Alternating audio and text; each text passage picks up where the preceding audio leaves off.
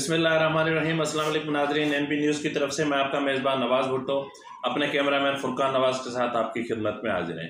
नाज़रीन, आज हम इंतहाई हसास और इंतहाई अहम नौयत के मामले पर डिस्कस करने जा रहे हैं आपके साथ। मसला ये है कि इस वक्त कराची जो है, वैसे तो पूरा सूबे में जो सूरत हाल है वो इंतहाई तेज़ी से कशीदगी की तरफ बढ़ रही है, लेकिन इस वक्त कराची की सूरत हाल दिन ब दिन अबतर होती जा रही है।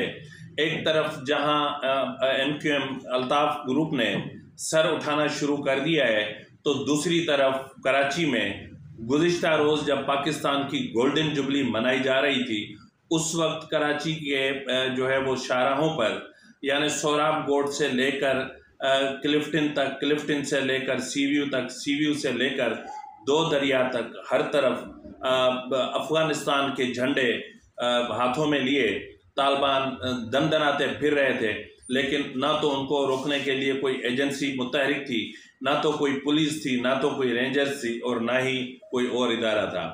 जैसा कि इससे पहले मैं मुतअद्दिद मरतबा कह चुका हूँ कि कराची में जो अपना गैर कानूनी आबाद यहाँ पर अफ़गानी बाशिंदे हैं, और वो जिनको गैर कानूनी तरीके से या रिश्वत के ज़ोर पर या रिश्वत की बुनियाद पर कौमी शनाख्ती कार्ड जारी हो चुके हैं या उनको पाकिस्तान की शहरियत मिल चुकी है, अब अगर हम एक तादाद का तयन करना चाहें तो इंतहाई अहम ज़राए का कहना है कि कराची में इस वक्त 50 लाख के लगभग जो तादाद है ऐसे अफ़गानियों की मौजूद है जो या तो गैर कानूनी तौर पर मुकीम हैं या उन्होंने गैर कानूनी तरीके से यहाँ की शहरियत हासिल कर रखी है।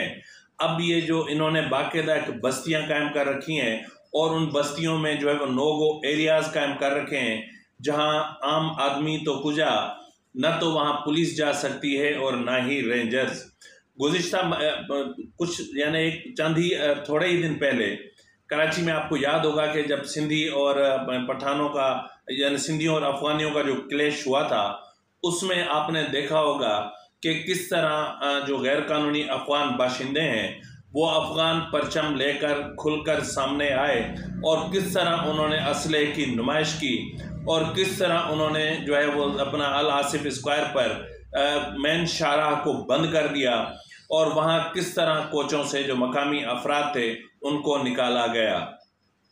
इस वक्त जो ये मामला है ये सिर्फ मसला हमारे लिए नहीं है, यानी जो सिंध के असल बाशिंदे हैं उनके लिए नहीं है, या उनके लिए जो यहाँ कराची में जो हमारे नए सिंधी भाई हैं जो उर्दू स्पीकिंग जिनको हम कहते हैं, वो भले खुद को मुहाजिर कहें लेकिन मुहाजिर कोई कौम नहीं होती, तो इसलिए जो हमारे नए सिंधी भाई हैं ख़तरा हमारे वजूद को लाहक हो गया है।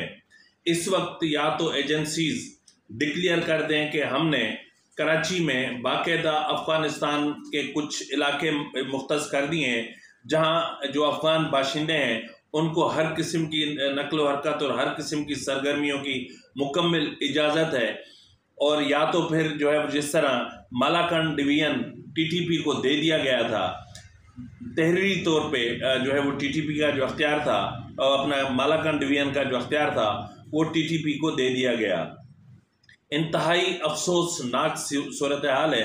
एक तरफ जहां हुकूमत कह रही है या ISPR की तरफ से मुसलसल जो है वो इस चीज़ की तरदीद की जा रही है कि TTP जो है वो सवात और वहाँ खैबर पख्तूनख्वा में मुतहरिक नहीं है, ताहम जो तालिबान के कुछ जो अफराद हैं वो पहाड़ों पर, कुछ ग्रुप्स पहाड़ों पर मौजूद हैं जो सरगर्मियाँ कर रहे हैं, वो तो वहाँ कर रहे हैं, लेकिन जो कराची में दनाते फिर रहे हैं इनको रोकने के लिए क्या कोई कानून नहीं है? कल पाकिस्तान का गोल्डन जुबली था और इस गोल्डन जुबली के मौके पर सरेआम कराची में अफ़गान परचम लहराए गए, और उस वक्त अफ़गान परचम लहराए गए जब दुबई में दुनिया की जो बुलंद तरीन इमारत बुर्ज खलीफा है वो पाकिस्तान के जो है वो रंगों से सज गई थी और जो है वो सब्ज़ हिलाली परचम उसने उसको कवर कर लिया था।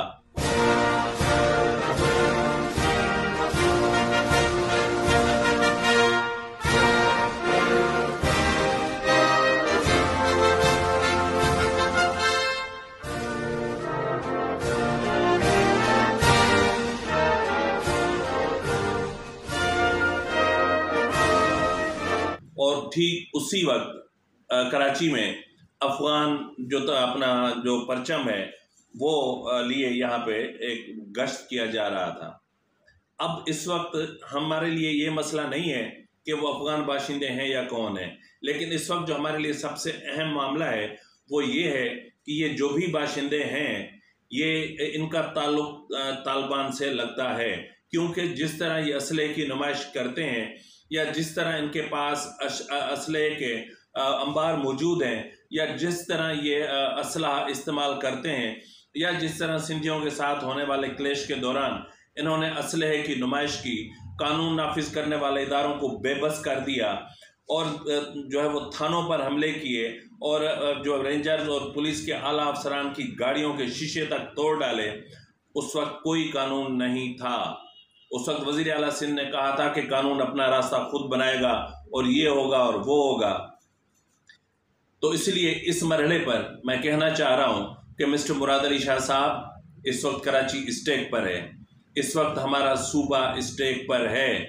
इस वक्त 75 लाख से ज़ायद अफगानी, जिनमें ज़्यादातर तालिबान हैं, पूरे सूबे में फैल चुके हैं और इन तालिबान की तादाद में दिन ब दिन इजाफा हो रहा है। जैसा कि मैं पहले भी कह चुका हूँ कि जो नादरा है वो इन अफगान बाशिंदों या तालिबान के लिए सहूलत कारी का काम सर अंजाम दे रहा है। याद होगा आपको कि मैंने आपको FIRs गिनवाई थी कि कितनी FIRs इनके खिलाफ लॉन्च हो चुकी हैं और कितने एजेंट पकड़े जा चुके हैं, कितने एजेंट उन FIRs में नामजद हैं, लेकिन क्या हुआ? कोई कार्रवाई नहीं हुई। पिछले दिनों जो कुछ हुआ, जिस तरह अफगान जो गैर कानूनी तौर पर मुकीम अफगान बाशिंदों ने जो कुछ किया, सिंध हुकूमत ने क्या कर लिया? क्या सिंध हुकूमत का काम सिर्फ करप्शन में नहाना है? क्या सिंध हुकूमत का काम अनवर मजीद जैसे लोगों को प्रोटेक्शन देना है? क्या सिंध हुकूमत का काम बड़े बड़े बिल्डर्स को गैर कानूनी तौर पे हज़ारों एकड़ ज़मीन इलाट करनी है? या सिंध हुकूमत का काम जो है वो कराची के जो जजीरे हैं उनके पहले NOC देने हैं, फिर जब एहतजाज होता है तो NOC कैंसिल करने का है? क्या सिंध हुकूमत का काम जो दुबई में बैठे पीपुल्स पार्टी के रहनुमा हैं उनके अखराजात बर्दाश्त करना है? क्या सिंध हुकूमत का काम जो है वह ऐसी लॉबिंग करना है कि जिससे उनके खिलाफ जो नैब के मुकदमा दर्ज हैं उनको ख़त्म करवाना है? क्या जो करप्शन में मुलविस अफसरान हैं क्या उनको तहफ़्फ़ुज़ फराहम करना है? या जो हमारा जो सालाना जो है वो तरक्याती प्रोग्राम की मद में जो अरबों रुपए रखे जाते हैं क्या उन पर हाथ साफ करने का काम है? क्या जो रिवाइज्ड बजट है उसके नाम पर जो वो अरबों रुपए की करप्शन करने के लिए आप बैठे हुए हैं? क्या आपका काम ये रह गया है कि आप रिवाइज अपना जो पिछले साल की जो तरक्याती मंसूबे हैं और पिछले साल के जो तरक्याती मंसूबे हैं उनको ऐड कर के आप सालाना करोड़ों रुपए की करप्शन कर रहे हैं? क्या ये काम आपका रह गया है? आपका और कोई काम नहीं है? पूरा सिंध तबाह हो गया है, पूरे सिंध के शहर तबाह हो गए हैं और इस वक्त आपका लड़काना आपका मुंह चिढ़ा रहा है। कहाँ हैं आप? आपको पता है ना कि ये मामला कितना हसास है। मालाकंड डिवीजन के हवाले से जिस आला फौजी अफसर की तरफ से जो बातें कही गई वो इस वक्त सोशल मीडिया पे वायरल हो चुकी हैं। मैं चाहूँ तो वो इस वक्त चला भी सकता हूँ, लेकिन मैं नहीं चला रहा क्योंकि इस हवाले से ISPR की तरफ से तरदीद आ चुकी है। लेकिन इस चीज़ की तरदीद नहीं आई कि मालाकंड डिवीजन में क्या हो रहा है। इस वक्त इस चीज़ को सामने ज़रूर रखा जाए कि जो बलूचिस्तान की जो सूरत हाल है वो इंतहाई कशीदा हो चुकी है। गुज़िश्ता रोज़ आपने देखा कि हरनाई में क्या हुआ, किस तरह हमारे जो मुसल्लह अफवाज की जो चेक पोस्ट है उस पर हमला करके हमारे जवानों को शहीद कर दिया गया और उसके बाद जो कुछ हुआ वो तो इंतहाई अफसोसनाक है। और इससे पहले जो सबात में जो कुछ हुआ, जिस तरह जो है वो हमारे जवानों को शहीद किया गया, क्या ये सिलसिला अब कराची में शुरू होने जा रहा है? क्या आपने कराची जो है वो तहरीक तालिबान को या तालिबान को आपने दे दिया है? क्या आपने उनके साथ कोई एग्रीमेंट साइन किया है? क्या आपने इनको आप उनके फैसिलिटेटर हैं? क्या आप इनको फैसिलिटेट कर रहे हैं? क्या आप इनके सहूलतकार हैं? मिस्टर मुराद अली शाह साहब, आपको उन सवालों के जवाब देने पड़ेंगे। आप सिर्फ वजारत आला को बचाने के लिए चुप करके नहीं बैठ सकते। ये हमारी धरती का, इस ज़मीन की बका का सवाल है। ये हमसे बर्दाश्त नहीं होता कि कोई दूसरे मुल्क के जो दहशतगर्द हैं वो कराची में परचम लिए दंदनाते फिरें और आपकी पुलिस और लॉ एनफोर्समेंट एजेंसीज क्या करती हैं? सो रही हैं, उनको नज़र नहीं आता, अंधे हैं। जिस तरह कल आपने कराची प्रेस क्लब पे एक्शन किया, उस एक्शन में जिस तरह आपने MQM अल्ताफ ग्रुप के लोगों को पकड़ा, गिरफ्तार किया, ठीक है, अच्छी बात है। ज़ाहिर एक मुल्क दुश्मन सरगर्मी में मुलविस शख्स जो इससे कम से कम ये तो साबित हो गया कि MQM में तकसीम मौजूद है और ये तकसीम अभी ज़िमनी इंतखाबात में भी नज़र आएगी और उसके बाद जो आम इंतखाबात होंगे उसमें भी ये तकसीम वाज़ेह नज़र आएगी।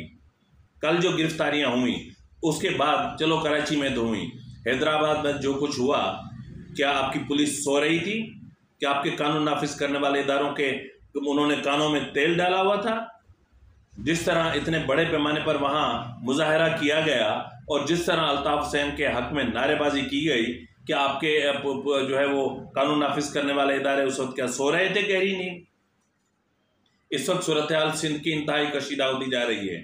जैसा कि मैंने आपसे पहले भी कहा था कि इस वक्त जो कराची में इलीगल इमिग्रेंट्स की जो तादाद है वो बहुत ज़्यादा हो गई है, जिनमें अफ़गानी, बंगाली, बिहारी, बर्मी, पता नहीं कहाँ कहाँ के लोग कराची में आके बस गए। और लगता तो अब ऐसे है कि जैसे कराची जो है वो दुनिया भर के जो इलीगल इमिग्रेंट्स हैं उनकी महफूज पनाहगाह बना हुआ है। कल ये लफ्ज़ सुनाई दिए कि कराची मिनी अफगानिस्तान है। तो क्या आप कराची को मिनी अफगानिस्तान बनने देंगे? क्या आप चाहते हैं कि कराची के हालात भी अफगानिस्तान जैसे हों? क्या आप चाहते हैं कि कराची भी काबुल बन जाए? अगर आप नहीं चाहते तो इस मामले को रोकना होगा, आपको सीरियस होना पड़ेगा। हमारे न सिर्फ कानून नाफिज करने वाले इदारे बल्कि जो हमारे जो मुल्क के दिफाई इदारे हैं उनको भी मुतहरिक होना पड़ेगा। इस फितने को यहीं रोक दें, वरना ये फितना कल कराची में लहू बहाएगा। सिर्फ कराची में ही नहीं बल्कि पूरे सूबे में, हर शहर में ये फितना फैलेगा और ये फितना लहू बहाएगा। इससे पहले कि यहाँ फसाद बर्पा हो और लहू बहे, इस मामले को यहीं रोक दें तो बेहतरी इसी में सबकी है। इसी के साथ ही अपने मेज़बान नवाज भुट्टो को इजाज़त दीजिए। अल्लाह हाफिज़।